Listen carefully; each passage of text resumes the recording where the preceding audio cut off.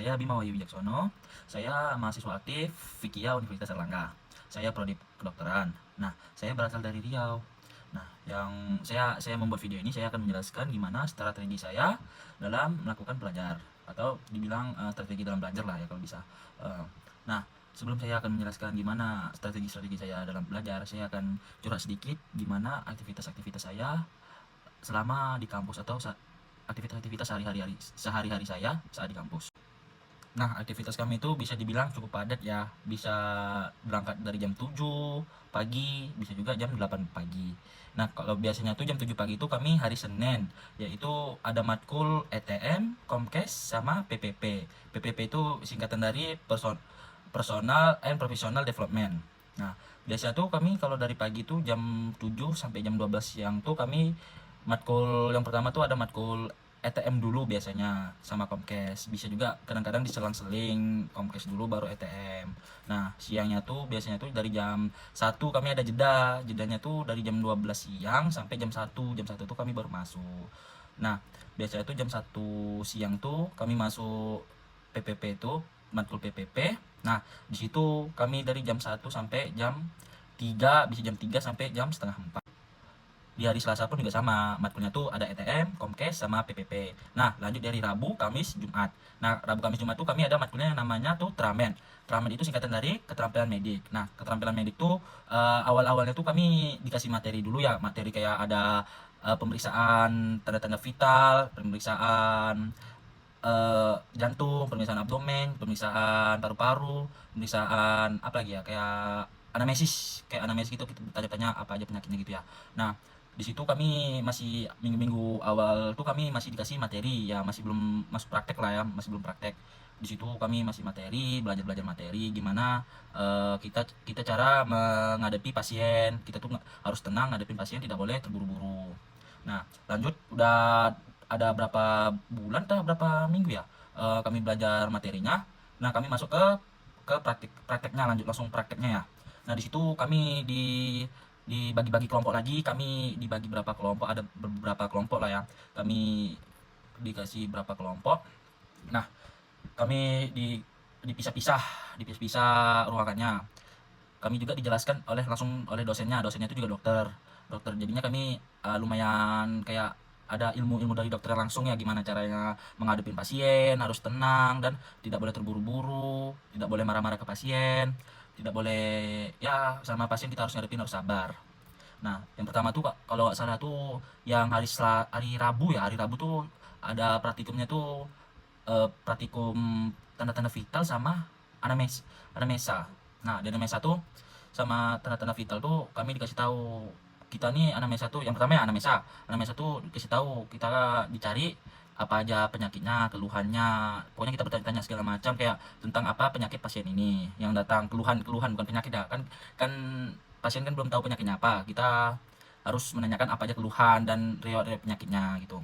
Nah, kalau tanda-tanda vital tuh ada kayak pemeriksaan darah, tekanan darah, pemeriksaan denyut nadi, sama frekuensi nafas.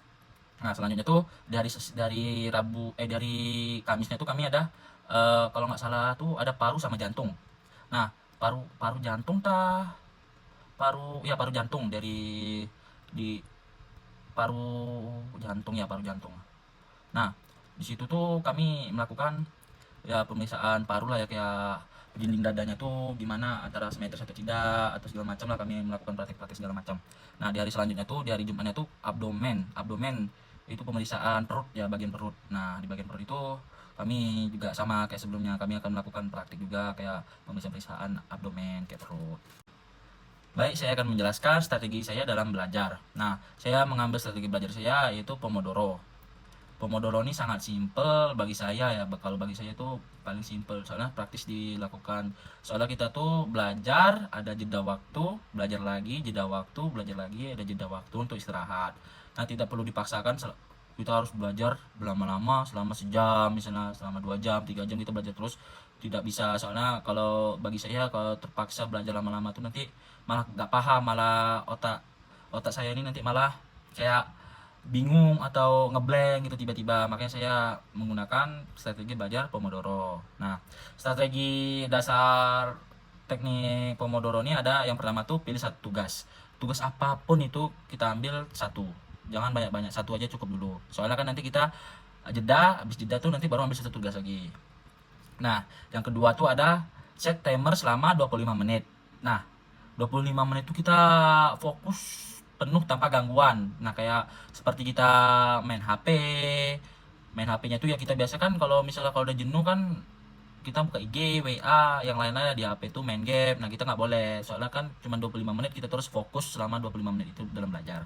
Nah, selanjutnya tuh kan tadi kita ngeset timer kan 25 menit. Nah, setelah timer bunyi itu kita istirahat 5 menit, cukup 5 menit. Kalau nggak 5 menit 10 menit. Nah, itu udah paling bagus itu 10 menit.